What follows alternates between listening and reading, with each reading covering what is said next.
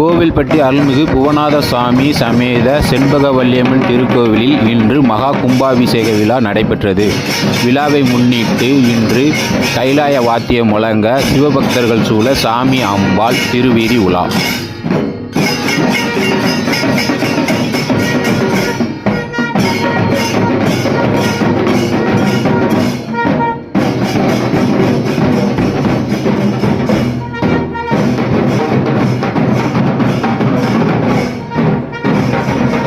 திருவீதி உலாவை முன்னிட்டு முதலாவதாக முதற்கடவுள் விநாயகப் பெருமான் மூஞ்சுரு வாகனத்தில் அமர்ந்து திருவீதி உலாவை தொடங்கி வைத்தார்.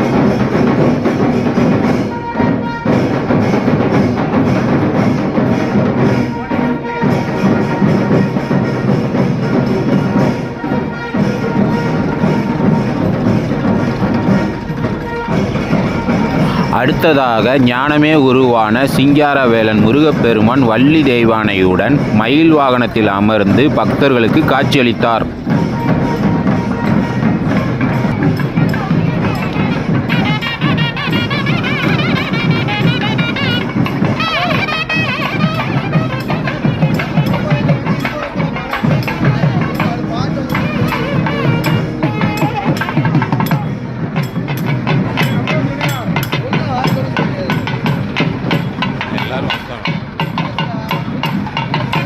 எல்லாரும் வாசிக்கும் போது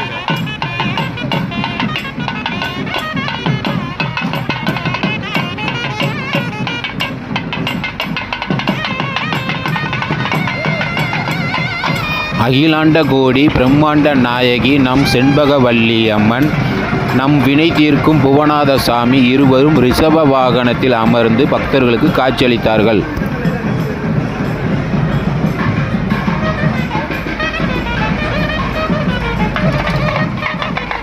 கோவில்பட்டி அரசி அருள்மிகு செண்பகவல்லியம்மன் ரிஷப வாகனத்தில் கம்பீரமாக பக்தர்களுக்கு காட்சியளித்தார்கள்.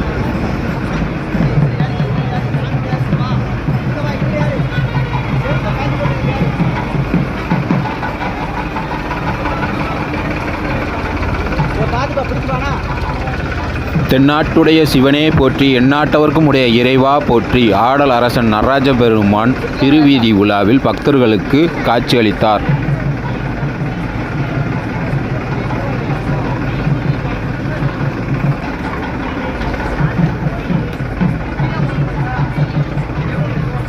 மாணிக்கவாச சுவாமிகள் பக்தர்களுக்கு காட்சியளித்தார் திருவீதி உலாவில். இதனைத் தொடர்ந்து சிவபக்தர்கள் குழுவாக திருவாசகம் மற்றும் சிவவாக்கிய பாடல்களை பாடி திருவீதி உலாவை ஞானவெளி உலாவாக மாற்றினார்கள்.